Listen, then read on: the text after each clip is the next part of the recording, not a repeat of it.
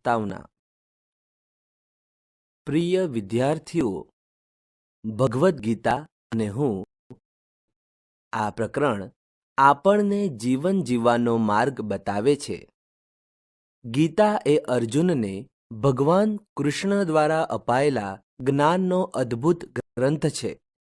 તે અભ્યાસમાં એકાગ્રતા, જીવનમાં પ્રેરણા અને પ્રશ્નોના ઉકેલ માટે માર્ગદર્શક છે. આ પાઠ દ્વારા આપણે જીવનના મૂલ્યો અને સકારાત્મકતા શીખીશું. તો ચાલો ગીતાના માર્ગદર્શનને વધુ સારી રીતે સમજીએ.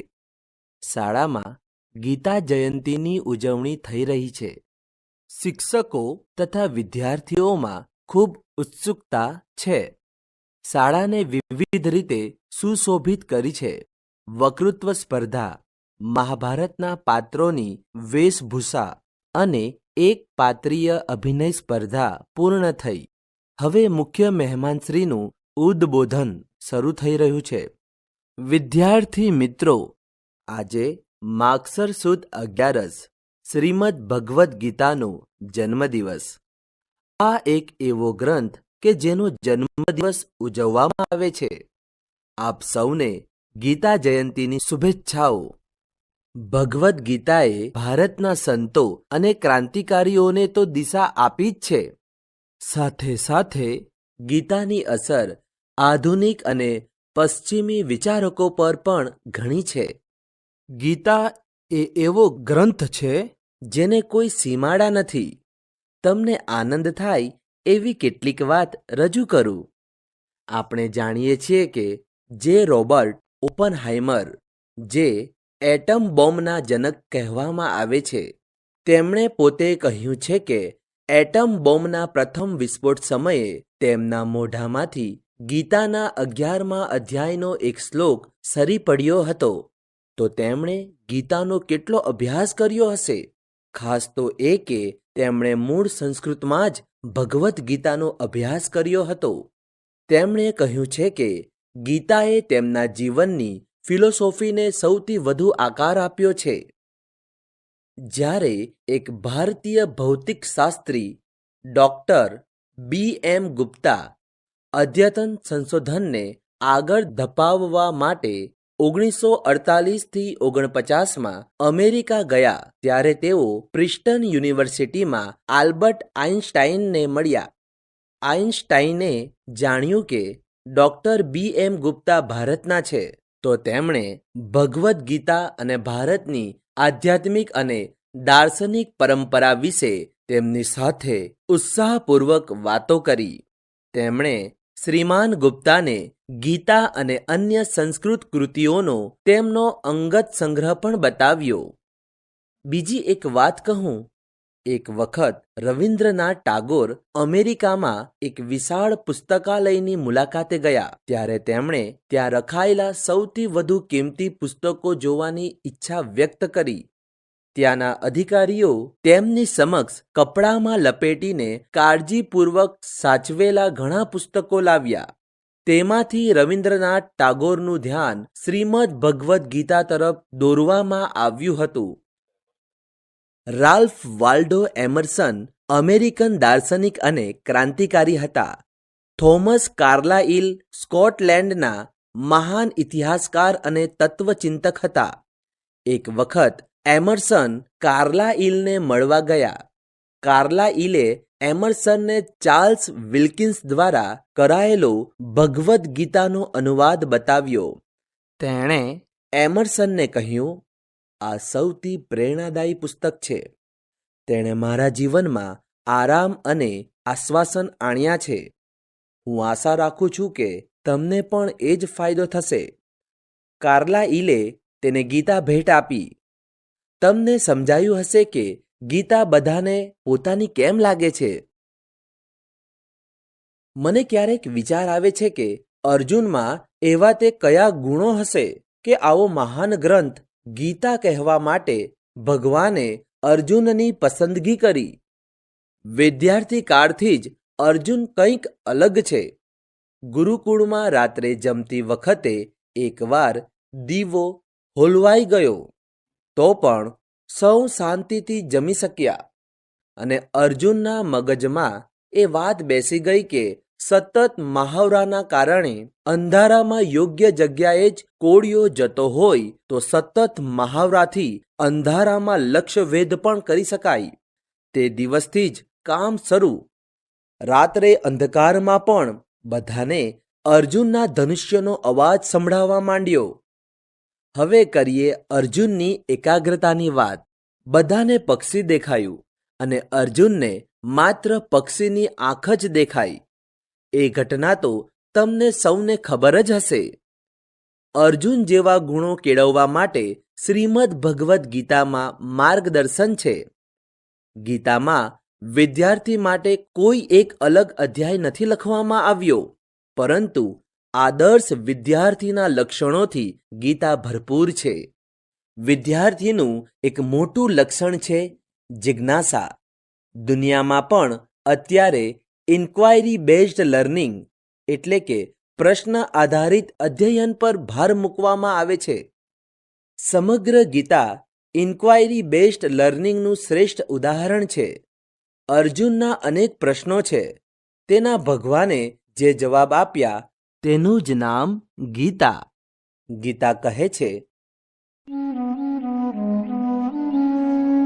તદ્વિદ્ધિ પ્રણિપાતેન પરિપ્રશ્નેન સેવયા ઉપદેક્ષ્યન્તિ તે જ્ઞાનમ જ્ઞાનિનસ્તત્વદર્શિનઃ.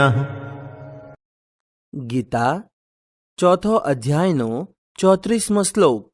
અર્થાત એ જ્ઞાનને તું તત્વદર્શી જ્ઞાનીજનો પાસે જઈને જાણી લે. એમને યોગ્ય રીતે દંડવત પ્રણામ કરવાથી, એમની સેવા કરવાથી તેમજ કપટ છોડીને સરળ ભાવે પ્રશ્ન પૂછવાથી પરમ તત્વને બરાબર ઓળખનારા જ્ઞાની મહાત્મા તને એ તત્વજ્ઞાનનો ઉપદેશ આપશે. યોગ્ય વ્યક્તિ પાસે જઈને નમ્રતાપૂર્વક પ્રશ્નો પૂછવા જોઈએ. આ જ્ઞાન પ્રાપ્તિનો રસ્તો છે. આપણે જે પણ ભણીએ છીએ તે અભ્યાસક્રમનો એકમ હોય કે સહ અભ્યાસ પ્રવૃત્તિ હોય, પ્રશ્નો પૂછવા જોઈએ. અને પ્રશ્નો પૂછવા માટે ગીતાની શરત છે પ્રણિપાતેન, પ્રણામ કરીને. નમ્રતા અને સેવા જેવા ગુણો ઉપરાંત આપણી પાસે અપેક્ષિત ઘણા ગુણો ગીતાએ કહ્યા છે.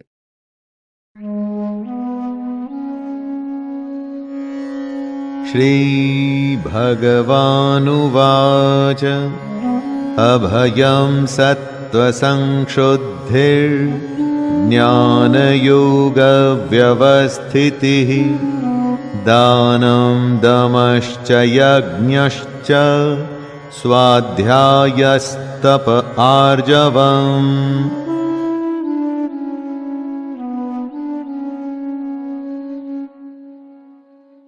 ગીતા 16મો અધ્યાયનો 1લો શ્લોક.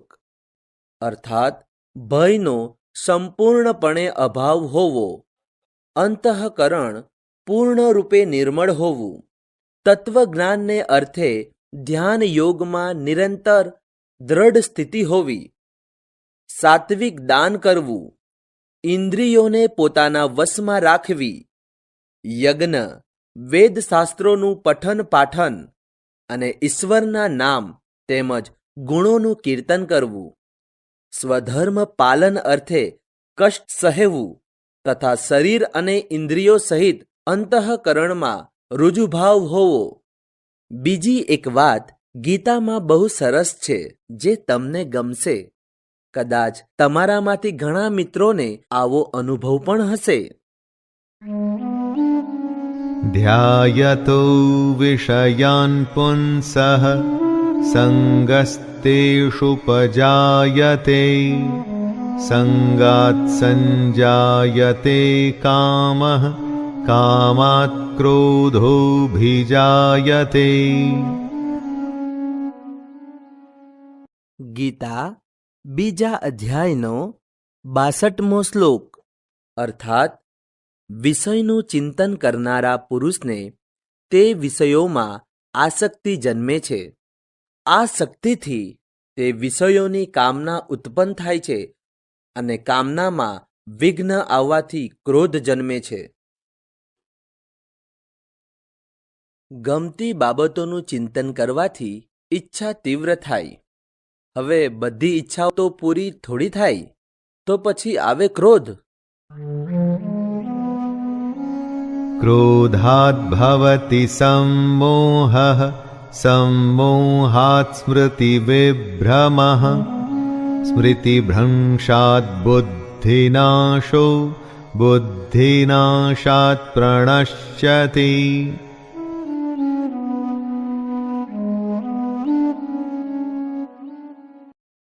ગીતા બીજો અધ્યાયનો 63મો શ્લોક. અર્થાત ક્રોધથી ઘણી મૂઢતા આવે છે. મૂઢતાથી સ્મૃતિમાં ભ્રમ ઊભો થાય છે. સ્મૃતિમાં ભ્રમ ઊભો થવાથી બુદ્ધિ અર્થાત જ્ઞાન શક્તિનો નાશ થઈ જાય છે. અને બુદ્ધિનો નાશ થવાથી એ પુરુષનું પોતાની સ્થિતિથી પતન થાય છે. તમને ક્રોધ આવે તો તમે શું કરો છો? એક નાની વાત કહું. એક કુટુંબમાં એક લાડકો છોકરો હતો. તે જે પણ વસ્તુ માંગે તે ઘરના લોકો લાવી આપે. તેની બધી માંગણીઓ પૂરી થાય જ એવી એને ટેવ પડી ગઈ. અંતે માંગણી પૂરી ન થાય તો તેને બહુ જ ક્રોધ આવે. હવે ક્રોધ તેનો સ્વભાવ બની ગયો. બધા લોકો બહુ જ સમજાવે, પણ બાળકનો ગુસ્સો તો બેકાબુ. એકવાર તેના પિતાએ એક યુક્તિ બતાવી. તેમણે બાળકને ઘણી ખીલ્લીઓ લાવી આપી અને એક હથોડી આપી. પિતાએ કહ્યું, જ્યારે તને ક્રોધ આવે ત્યારે સામેની ભીત પર એક ખીલી મારવી. આમ પહેલા દિવસે 40 ખીલી થઈ, બીજા દિવસે તેના કરતાં ઓછી. આમ ક્રમશઃ ખીલીઓ ઓછી થવા લાગી. બાળકે પિતાજીને કહ્યું કે હવે તેને ગુસ્સો ઓછો આવે છે. તેના પિતાજીએ પછી તેને બીજું એક કામ સોંપ્યું. હવે જ્યારે તને લાગે કે તું તારા ક્રોધ પર કાબૂ મેળવી રહ્યો છે, ત્યારે આ પકડ વડે એક ખીલી કાઢવાની. ધીરે ધીરે ભીંત પરથી ખીલીઓ ઘટવા લાગી. બધી ન નીકળી અને નીકળી તેના ચિહ્ન રહી ગયા. ત્યારે પિતાએ કહ્યું કે ક્રોધમાં જે બોલી દીધું હોય તે સામેના માણસના હૃદય પર આવા ઘા પાડે છે. બાળક આખી વાત સમજી ગયું. તમે પણ સમજી ગયા હશો. હવે બીજી એક વાત કરું. એવા ઘણા લોકો હોય છે કે જે અભ્યાસમાં અને જીવનમાં અન્ય પર નિર્ભર હોય છે. આખું વર્ષ કશો અભ્યાસ ન કર્યો હોય અને વાર્ષિક પરીક્ષાનું સમયપત્રક આવે ત્યારે ટૂંકા રસ્તા અથવા બીજાની મદદ શોધતા હોય, પણ પારકી આશા સદા નિરાશા. શ્રીમદ ભગવદ્ ગીતાને આ વાત પસંદ નથી. ગીતા કહે છે કે તારો ઉદ્ધાર તારી જાતે જ કર. તું જ તારો મિત્ર અને તું જ તારો શત્રુ. તું છે તારા ભાગ્યતણો ઘડવૈયો. उद्धरेदात्मनात्मानं नात्मानमवसादयेत् आत्मैव ह्यात्मनो बन्धुर् आत्मैव रिपुरात्मनः.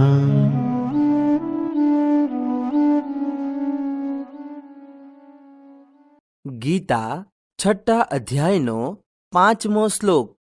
અર્થાત પોતાના વડે પોતાનો સંસાર સાગરથી ઉદ્ધાર કરે અને પોતાને અધોગતિમાં ન નાખે, કારણ કે તે પોતે જ તો પોતાનો સાચો મિત્ર છે અને પોતે જ પોતાનો સાચો શત્રુ છે. આયોજન અને દિનચર્યા પણ અયોગ્ય હોય છે. વર્ષની શરૂઆતમાં આરામ વધારે કરે અને પરીક્ષા વખતે ઉજાગરા કરે.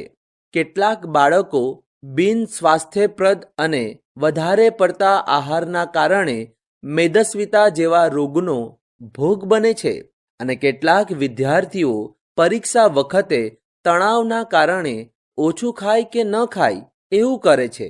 ગીતાનો સૂર સમન્વયવાદી છે.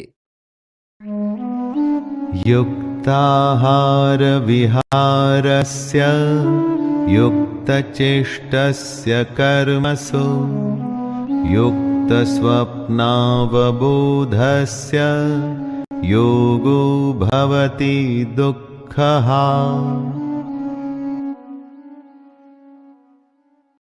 ગીતા 6ઠા અધ્યાયનો 17મો શ્લોક. અર્થાત દુઃખોનો નાશ કરનાર યોગ તો યથાયોગ્ય આહાર વિહાર કરનારનો, કર્મોમાં યથાયોગ્ય ચેષ્ટા કરનારનો તથા યથાયોગ્ય ઊંઘનાર તેમજ જાગનારનો જ સિદ્ધ થાય છે. આમાં બધું સંતુલિત રાખવાની વાત છે. ગીતાનો સંદેશો છે કે આહાર, ઊંઘ અને પ્રવૃત્તિ યોગ્ય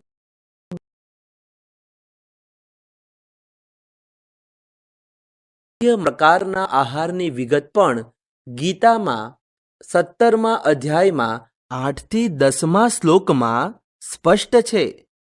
મારી દ્રષ્ટિએ સૌથી અગત્યની અને છેલ્લી વાત કહીને મારી વાત પૂર્ણ કરું. અર્જુન સતત 13 વર્ષથી યુદ્ધની તૈયારી કરતા હતા. મેદાન પર આવ્યા પણ ખરા, પણ સગા સંબંધીઓને જોઈને વિચાર આવ્યો કે નથી લડવું. તો આ વિચારની એના શરીર પર અને એના મન પર સીસી અસરો થઈ. અર્જુન કહે છે, મારા અંગો શિથિલ થયા છે, મોઢું સુકાય છે, શરીર ધ્રુજે છે, હાથમાંથી ગાંડીવ પડી રહ્યું છે, ત્વચા બળી રહી છે, મન ભ્રમિત થઈ રહ્યું છે, ઊભા રહી શકાતું નથી, વગેરે.